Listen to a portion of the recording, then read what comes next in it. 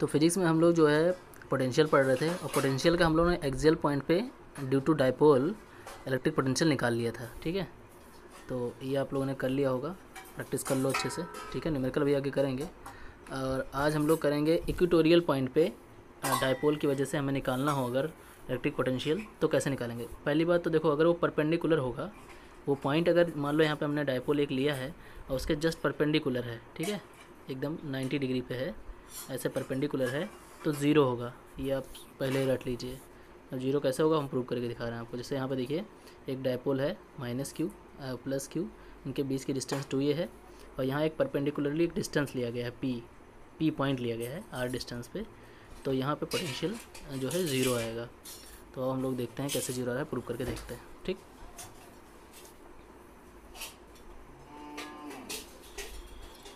तो निकालते हैं। देखो, सबसे पहले हम एक डाइपोल बनाएंगे।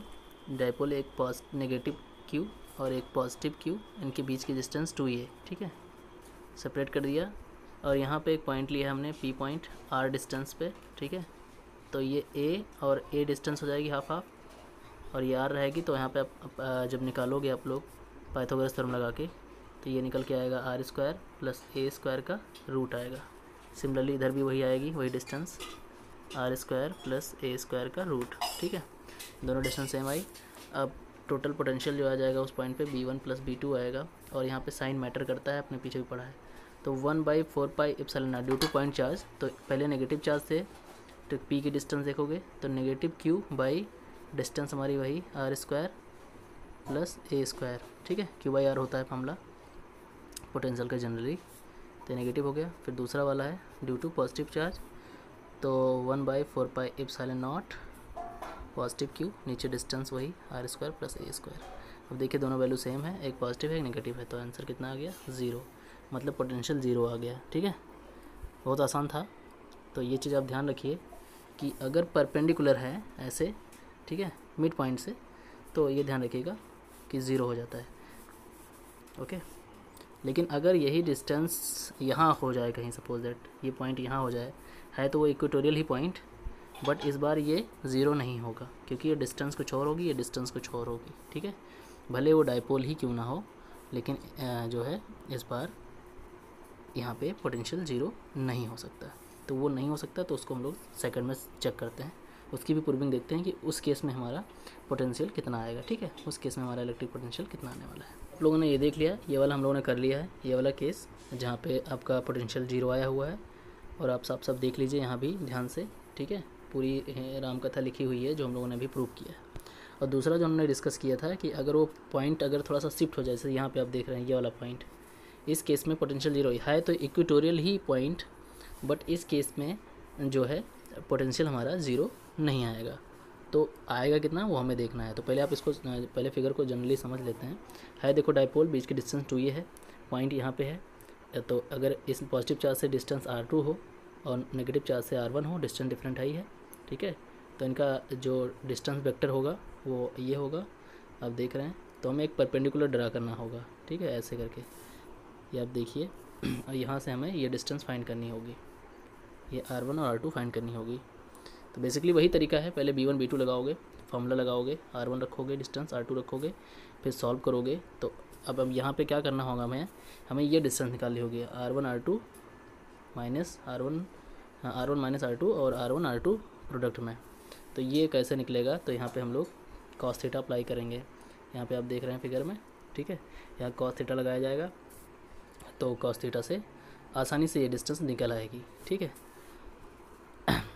तो ये डिस्टेंस निकलने के बाद फिर हम लोग क्या करेंगे, फाइनली सारी वैल्यू वहाँ पे पुट कर देंगे 1 बाय 1 करके। ठीक है, ये देख रहे हैं, हाँ, जो R1 माइनस R2 की वैल्यू है ये है, और R1 R2 की वैल्यू R स्क्वायर है, और पुट करके, और उसके बाद 2QA की जगह पे P यानी कि डाइपोल मोमेंट पुट कर देंगे, और हमारा ये फार्मूला बन के आ जाएगा। इस फार्मूले को ध्यान रखना है, ठीक है, ये फार्मूला तब है जब वो एग्जैक्टली मिड पॉइंट ना हो इक्वेटोरियल पे, तो हमें ये फार्मूला अप्लाई करना है। ठीक है, तो इस चीज़ का बिल्कुल ध्यान रखिए। देखिए यहाँ पे मैं आपको बता दूँ कि ये आया कैसे, R1 माइनस R2, तो देखिए ये वही काम किया गया है कि इसको थीटा लेट किया गया है, ठीक है, और यहाँ पे आप 90 डिग्री देख रहे होंगे, ठीक, तो 90 डिग्री ये एक ट्रायंगल बन रहा होगा, यहाँ पे cos थीटा आप अप्लाई करोगे तो ये डिस्टेंस आपको दिख रही होगी 2a, ठीक है। तो cos थीटा का फॉर्मूला क्या होता है आप लोग बड़े आराम से जानते हैं, बेस बाय हाइपोटेनस होता है, ठीक है। तो ये पूरा जो है आप कर पाओगे, ठीक है। तो इतना ध्यान रखना है। देखो और सिस्टम ऑफ चार्ज अगर आ जाता है, सिस्टम ऑफ चार्ज मतलब बहुत सारे चार्ज आ गए एक साथ, तब इलेक्ट्रिक पोटेंशियल निकालना, तो वही कहानी है। बहुत सारे चार्ज भले हो जाएं तो चार्ज का नेचर ध्यान रखना कि पॉजिटिव है नेगेटिव है क्या है, तो वो जितने भी चार्ज हों उससे फ़र्क नहीं पड़ता। आप देख रहे हैं यहाँ पे एक सिस्टम ऑफ चार्ज आ गया, अब इस पॉइंट पे हमें निकालना है। अब यहाँ कई चार्ज हैं, Q1 है, Q2 है, Q3 है, Q4 है, Qn है, बहुत सारे हो गए। तो हमें P पॉइंट पे अगर उनकी R1 डिस्टेंस R2 डिस्टेंस सारे चार्ज की अलग अलग डिस्टेंस हो तो कैसे निकालेंगे, तो बेसिकली वही है, सबको ऐड कर दो डायरेक्टली, ठीक है। तो देखोगे आप सबको ऐड करके कि distance Q1/R1, Q2/R2, Q3/R3, Q1/Rn, ठीक है। तो टोटल सिग्मा लग जाएगा बस, और कोई फ़र्क नहीं पड़ता। तो सिस्टम ऑफ चार्ज से हम लोग इलेक्ट्रिक पोटेंशियल बड़े शौक से निकाल सकते हैं, ठीक है। तो ये चीज़ आपको ध्यान देना है। अभी जो पोटेंशियल के बारे में पढ़ा, देखिए बेसिकली इसमें ये फार्मूले आपको नज़र आए स्टार्टिंग से, पहले लेक्चर में भी आपको ये सबसे पहला फार्मूला नज़र आया होगा पोटेंशियल डिफरेंस में, work done per unit charge, इसका जो है डिफिनीशन था mathematically. Electric potential due two point charge, आपने ये फार्मूला निकाला था, आपको बिल्कुल याद होगा, आपने वर्क निकाला था, ठीक है। और ये F work equals to FdX था, फिर इसका इंटीग्रेशन किया था हम लोगों ने इनफाइनाइट से R तक का, फिर हम लोगों ने फाइनली ये फार्मूला निकाला था, ठीक है। तो ये चीज़ आपको ध्यान रहना चाहिए फार्मूले। और फिर हम लोगों ने ये निकाला है कि अगर ड्यू टू पॉइंट चार्ज अगर हों, कई हों, तो ये हम फार्मूला लगाते हैं, मतलब एक सिस्टम के लिए कई हो जाते थे तो हमने वहाँ पे निकाला था कि 1/4 पाई एप्सिलॉन नॉट, और हम लोग क्या करते थे उसको Q1/R1 प्लस Q2/R2 प्लस ऐसे n तक जाते थे, ठीक है। तो कभी भी अभी इसमें न्यूमेरिकल करोगे तो आपको आइडिया हो जाएगा। और 4 नंबर अभी देखिए कि ये बताया गया था कि पॉइंट ड्यू टू डाइपोल, लेकिन ये जो था एग्जैक्टली ये पॉइंट आपका जो है परपेंडिकुलर ना होकर के इक्वेटोरियल पॉइंट था, बट उसकी जो डिस्टेंस थी परपेंडिकुलर ना थी, ठीक है। तो हम लोगों ने ये फार्मूला प्रूव किया था। तो ये चीज़ आप ध्यान रखिए, ये in term of momentum, sorry dipole moment है, इसमें P जो है डाइपोल मोमेंट यूज़ किया गया है क्योंकि P 2QA होता है, ठीक है। तो इन्होंने क्या किया है यहाँ पे, इस चीज़ को यहाँ पे उठा के रखा हुआ है, इस चीज़ का आप लोग ध्यान रखिए। तो देखिए, अच्छा एक चीज़ यहाँ पे थोड़ा मैं समझा दूँ, देखो ये भी फार्मूला बिल्कुल क्लियर नहीं होगा क्योंकि यहाँ पे R ऊपर आ गया है, ये कन्फ्यूज़न बनी रहती है कि अगर इसको हम लोग कन्वर्ट करते हैं इस फार्मूले में तो ये वेक्टोरियल फॉर्म है, एक्चुअली आ जाता है एग्जाम में कभी कि इसका वेक्टोरियल फॉर्म। तो वेक्टोरियल फॉर्म का मतलब ये है कि देखो यहाँ पे R आया तो है पर क्यों आया है, देखो ऊपर भी R से मल्टीप्लाई किया गया, नीचे भी R से मल्टीप्लाई किया गया, तो नीचे तो R क्यूब हो गया, ठीक है, और ऊपर जो हो जाएगा वो हो जाएगा PR cos थीटा, ठीक है। तो ये एक तरह से जो है इसका वेक्टर जो है वेक्टोरियल फॉर्म बन जा रहा है, यानी कि इसको हम लिख सकते हैं P × R। आप जो वेक्टर पढ़ते हो तो वहाँ पे ये चीज़ आप पढ़ते हो तो ये चीज़ आप ध्यान रखिए। अब बात आती है न्यूमेरिकल्स की, तो न्यूमेरिकल आप लोग ध्यान से देखिए, बहुत छोटे छोटे न्यूमेरिकल हैं। ये आपका सामने जो दिख रहा है पहला न्यूमेरिकल, इसमें बोला गया है कि 100 जूल ऑफ वर्क, यानी कि वर्क कितना है ऐसे लिख लीजिए आप, जो जो दे रखा हो उसको आप लिखते जाइए। 100 है, इज़ मूविंग चार्ज भी दे रखा है 4 कूलम का, क्यू भी दे रखा है 4 place, where the point is 10 volt, एक पॉइंट अनदर प्लेस, और potential is V volt, find the V।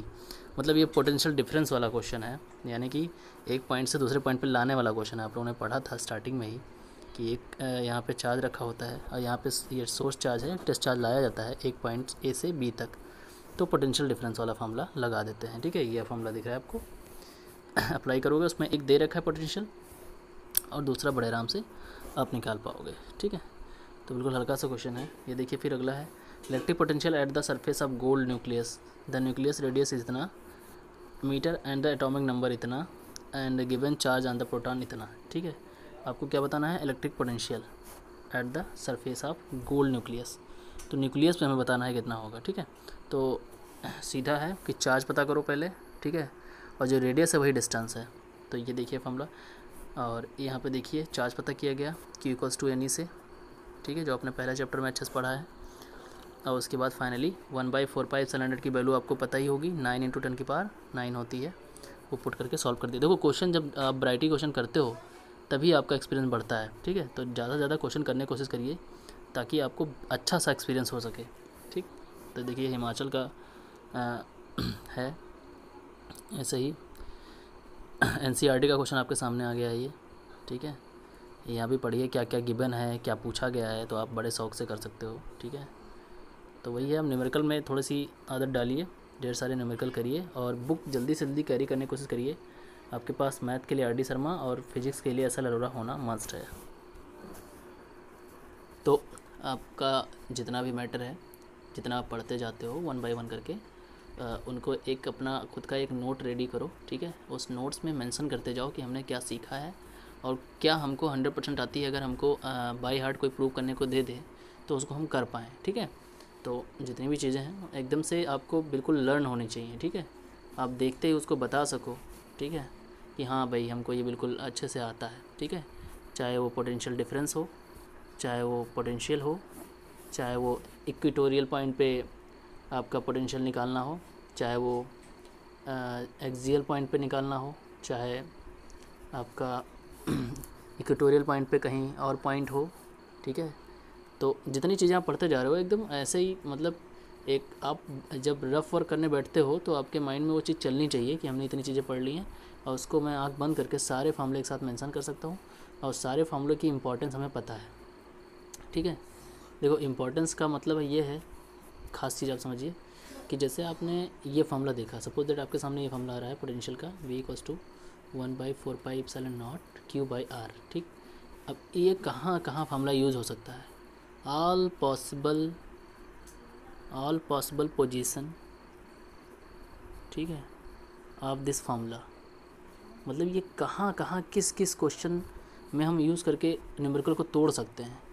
और ये आपको तब पता चलेगा जब आप वैरायटी क्वेश्चन करोगे, ठीक है, कई तरह के क्वेश्चन करोगे। यानी कि कम से कम एक फार्मूले पे आपका एक्सपीरियंस होना चाहिए 30 to 40 क्वेश्चन, ठीक है।